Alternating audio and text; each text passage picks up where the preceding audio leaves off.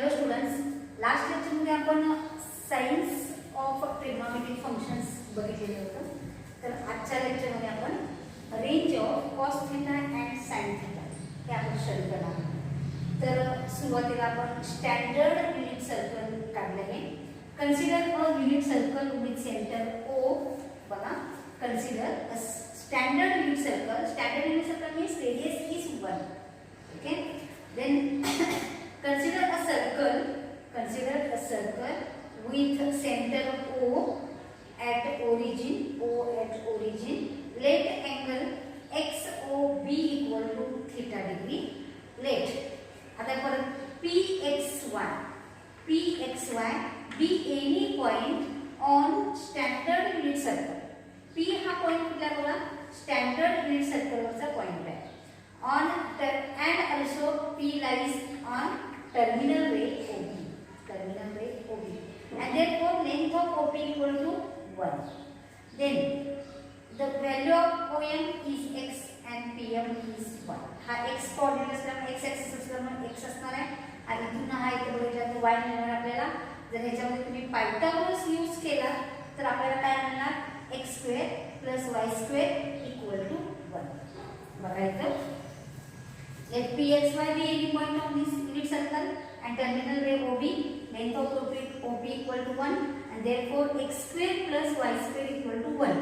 हे आपण कशावर मिळतं, तो जो ट्रायंगल आहे PMO, ह्या ट्रायंगल मध्ये आपण पायथागोरस यूज केला.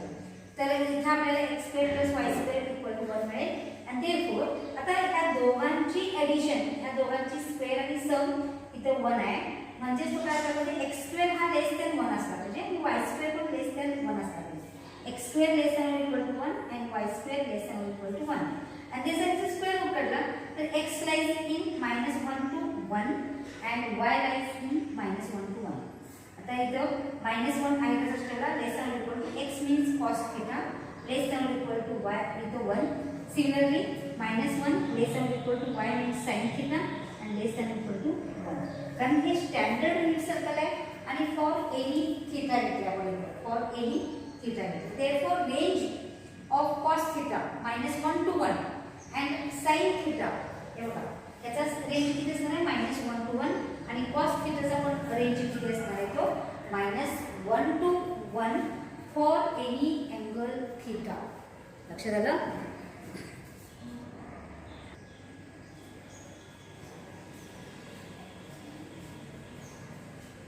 नेक्स्ट कन्सेप्ट बघा, trigonometric functions of specific angles.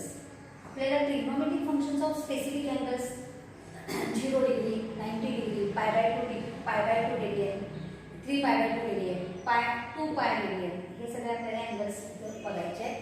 म्हणजे हे जे एंगल्स आहेत हे एंगल्स ॲक्सिस वर आहेत. लक्षात, हे जे एंगल्स आहेत कशावर आहेत, हे ॲक्सिस वरती आहेत. आता बघा 0 डिग्री म्हणजेच तिथं बघा P लाईज इन, बघा इथं x ॲक्सिस आहे, त्यामुळे इथं पहिल्यांदा आपण 0 बघणार, नंतर काय बघणार आपण 90 डिग्री, त्याच्यानंतर 180 नंतर 270 नंतर 360. लक्षाला, ट्रिग्नोमेट्रिक फंक्शन्स ऑफ 0 एंगल. आता 0 एंगल इथे डायग्राम बघा, ह्या डायग्राममध्ये आपण स्टँडर्ड युनिट सर्कल काढलेला आहे. काय काढलेलं आपण ते स्टँडर्ड युनिट सर्कल, म्हणजेच रेडियस किती असला पाहिजे, 1. एवढं लक्षात ठेवा. युनिट सर्कल असेल तर 1 रेडियस असतो आणि देयरफॉर इथं बघा हा जो सर्कल आहे तो इथं काय घेतला, स्टँडर्ड युनिट सर्कल घेतला आहे. हा x ॲक्सिस, y ॲक्सिस. आता इथे बघा अँगल 0 डिग्री म्हटलेला आहे. 0 डिग्री म्हणजे अँगल आपण काय घेतलेलं इथं XOP किंवा AOP घेतलं तरी चालते, काय फरक पडत नाही. अँगल्स रोटेट झालेले नाही तिथं, त्यामुळे तो अँगल काय असणार आहे, 0 डिग्री असणार आहे.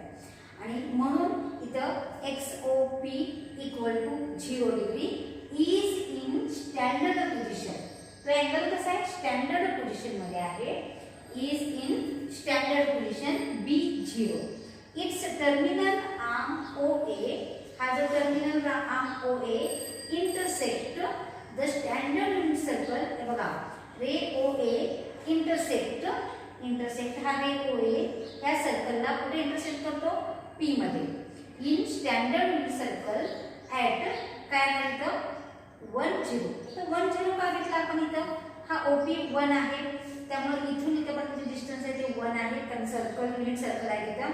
आणि मग इथं 1 x ॲक्सिस वर आहे त्यामुळे 1 आणि y ॲक्सिस काय असणार? ॲक्सिस वर असल्यामुळे एक 0 असणार आहे, त्यामुळे y 0 असणार. लक्षात आलं? मग इथं आपल्याला therefore x equal to 1 आणि y equal to काय मिळालं इथं? 0 मिळालं. चला पहिल्यांदा आपण हे बघूया. तर इथं trigonometric functions of zero angle, let angle XOP equal to 0 is in standard position B0, its terminal arm OA intersect the standard unit circle in P10. चलो, and hence x equal to 1 and y equal to 0. And therefore by definition sin theta means 0. आता 0 angle आपण बघणार आहे सगळं. त्यामुळे sin 0 equal to y equal to 0. Similarly cos 0 equal to x equal to 1. tan 0 आपण theta बघत होतो इथं, sin theta cos theta same. मग इथे काय ना y upon x equal to y ची व्हॅल्यू 0 upon 1 equal to 0. चला, त्याच्यामध्ये एक लक्षात ठेवायचं आपण 1 upon 0 असेल तर नॉट डिफाइंड. आता आपण याचे रेसिप्रोकल शिकलो घेऊया. sin चे रेसिप्रोकल काय ना इथं? cosec 0 equal to 1 upon y equal to 1 upon 0 equal to not defined. आपण हे डिफाइन करू शकत नाही म्हणून इथे काय लिहायचं आपण? Not defined. सिमिलरली cos चा रेसिप्रोकल क्या? sec 0 1 upon x 1 upon 1 equal to 1. And last बघा tan cot 0, tan चा reciprocal cot 0 equal to x upon y equal to 1 upon 0. ज्यावेळेला 1 upon 0 असतो तो काय असतो? त्यावेळेला नॉट डिफाइंड.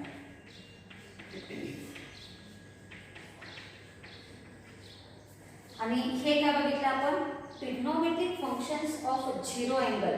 कारण प्रत्येक ठिकाणी बघा sin 0 cos 0 tan 0 cosec 0 sec 0 cot 0. लक्षात आलं? तर इथं आपण ह्याच मेथडने trigonometric functions of 90 degree 180 degree 270 degree आणि 360 डिग्री. लक्षात आलं? हे आपल्याला बघायचं आहे.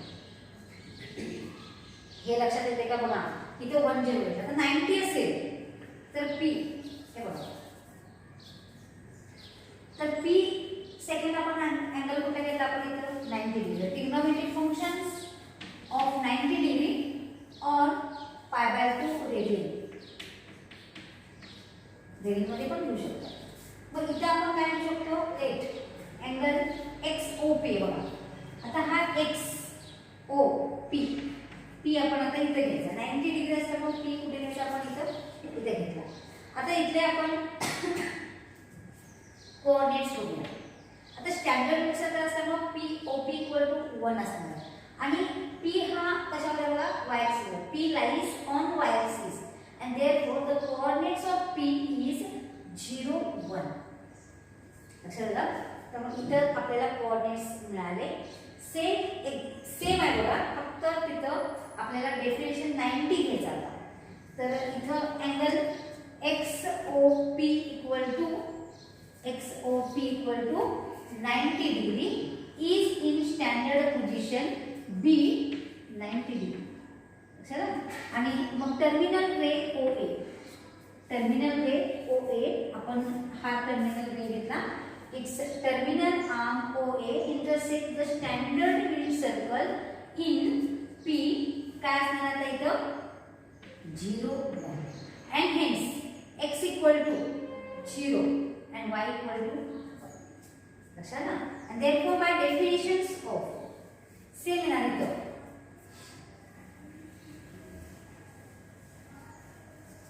by definitions of बघा इथं sin 90 प्रत्येक ठिकाणी 90 घ्या किंवा π/2 घ्या.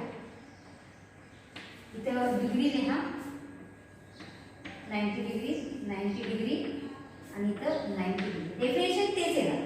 डेफिनेशन मध्ये काही चेंज नाही. मग sin 90 equal to y equal to किती? 1. sin 90 किती येणार 1. cos 90 x equal to 0. tan 90 y कोण x ला व्हॅल्यू घाला, y ची व्हॅल्यू 1 आणि x ची व्हॅल्यू 0. 1/0 असेल तर काय असतं, नॉट डिफाइंड. डिफाइंड करू शकत नाही. कशाला, सेम ह्याच मेथडने cosec 90 1/y 1/y ची value 1 equal to 1. sec 90 1/x ची व्हॅल्यू 0 म्हणजे काय आहे तर नॉट डिफाइंड. मी शॉर्ट मध्ये लिहिते आता. cot 90 x ची व्हॅल्यू किती आहे 0, y ची व्हॅल्यू 1 म्हणजे किती आहे 0. लक्षात आलं. ह्याच मेथडने आपण 180 आणि 270 आपल्याला बघायचं आहे. लक्षात आलं. तर इथं बघा XOP 90 असेल तर तो P कुठं असणार आहे, इथं असणार आहे. हे बघा इथून इथं हा 90 अँगल जो आहे तो थीटा हा किती असणार आहे 90 डिग्री असणार आहे. समजलं. आता नेक्स्ट मध्ये जर बघायचं झालं तर आपण 180 बघितलं तर इथं काय होणार बघा, 180 असेल तर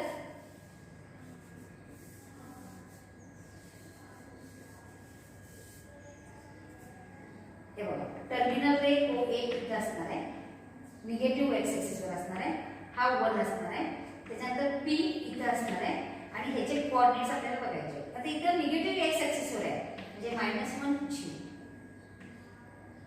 लक्षात -1 0 असणार आणि म्हणून आपल्याला इथला जो अँगल आहे तो किती आहे तो 180. आता सेम थर्ड बघा 90 च्या ठिकाणी फक्त 180. trigonometry functions of 180 degree or pi radian. Let angle XOP equal to 180 degree is in standard position B 180 degree. Its terminal arm OA intersect the standard ellipse circle in. आता इथला मात्र P चे coordinates आपल्याला इथे लिहायचे काय ना -1 0. चला तो निगेटिव्ह x एक्सिस वर आहे. निगेटिव्ह काय आहे तो x एक्सिस वर आहे त्यामुळे आपण इथे काय घेतलं -1 0 आणि मग x ची व्हॅल्यू आपल्याला आणि y ची व्हॅल्यू मिळणार. x इक्वल टू किती मिळणार -1, y ची व्हॅल्यू 0. मग या डेफिनेशन मध्ये व्हॅल्यू घाला म्हणजे आपल्याला मिळेल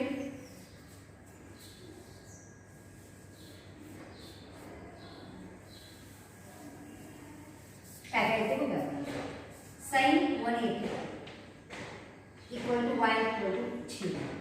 cos 180 x equal to -1.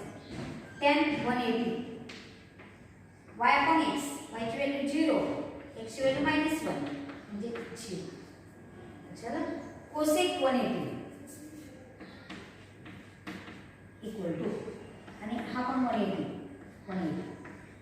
काय आहे तो 1/y 1/0 नॉट डिफाइंड. त्याच मेथडने sec 180 sec 180 1/-1 म्हणजे -1. लक्षात आलं. हे बघा cos आणि sec -1 मिळाले, बाकी सगळे इथं 0 किंवा नॉट डिफाइंड. आता x ची व्हॅल्यू बघा किती आहे -1 आणि y ची व्हॅल्यू 0 इक्वल टू काय आहे तर नॉट डिफाइंड. लक्षात आलं. सेम आहे बघा, काही फरक नाही त्याच्यामध्ये, फक्त अँगल चेंज केलेला आहे आणि तो प्रत्येक अँगल हा ऍक्सिस वर आहे. म्हणजे आपण पहिला जो बघितला 0 अँगल तो पॉझिटिव्ह x ऍक्सिस वर होता. नंतर बघितला आपण 90 डिग्री तो कशावर होता पॉझिटिव्ह y ऍक्सिस वर होता. आता नेक्स्ट बघितला आपण 180 बघितला तो कुठे बघितला आपण निगेटिव्ह x ऍक्सिस वर. आता ह्याच्या पुढचा जो अँगल आहे तो किती असणार आहे 270 म्हणजे P इथं असणार. लक्षात आलं.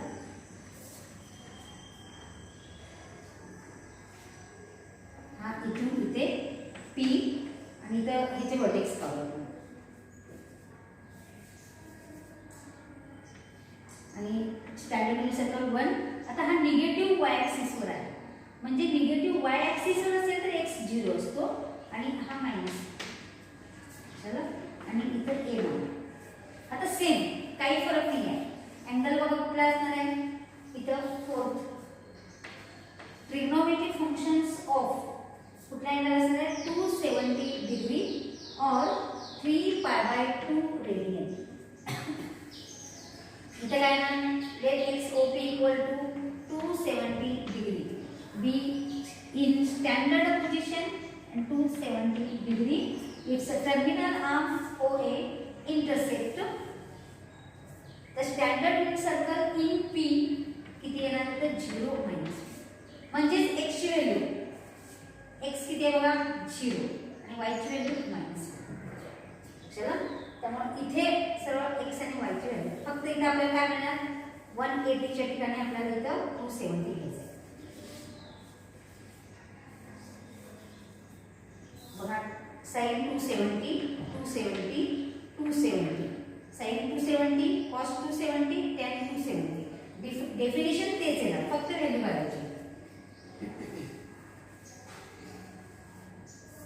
270 270 आणि 270 आता व्हॅल्यू करायची काय काय बघा आता इथं sin 270 equal to y equal to y ची value minus cos 270 x equal to 0 tan 270 y upon x y ची व्हॅल्यू -1 x ची व्हॅल्यू 0 म्हणजे काय म्हणतात नॉट डिफाइंड चला नेक्स्ट बघा cosec 270 याचा रेसिप्रोकल आपण पुढे घेतला cosec 270 1 upon y 1 upon -1 equal to -1 नंतर sec 270 1 upon 0 equal to not defined बघा 1 upon 0 त्यामुळे नॉट डिफाइंड x ची व्हॅल्यू आहे आता x ची व्हॅल्यू किती आहे बघा 0 y ची व्हॅल्यू -1 आणि 0 upon -1 म्हणजे किती आहे ना 0 लक्षात आलं सेम आपण नंतर 270 करतो नेक्स्ट जो आहे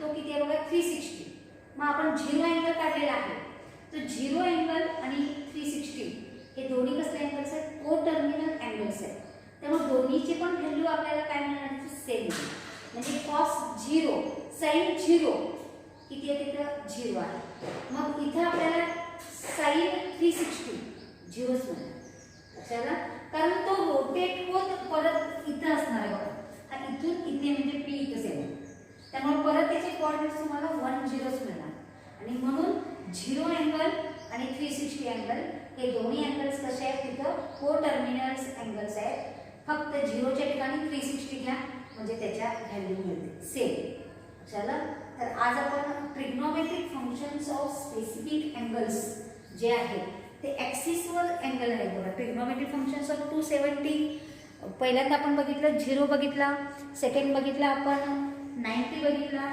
थर्ड बघितला तो 180 बघितला फोर्थ बघितला आपण 270 बघितला 360 को टर्मिनल अँगल 0 आणि 360 को टर्मिनल अँगल्स असल्यामुळे आपण ते लिहिलेलं नाही आहे पण सेम 360 असेल तर त्या पद्धतीने तुम्ही ते लिहू शकता लक्षात आलं आणि 360 तुम्ही सोडवू शकता फक्त तिथे 270 ठिकाणी 360 येणार डेफिनेशन तेच येणार फक्त इथं p ची व्हॅल्यू इथे काय येणार 1 0 सेम लक्षात आलं ते तुम्ही सोडवा आणि आपण इथेच थांबू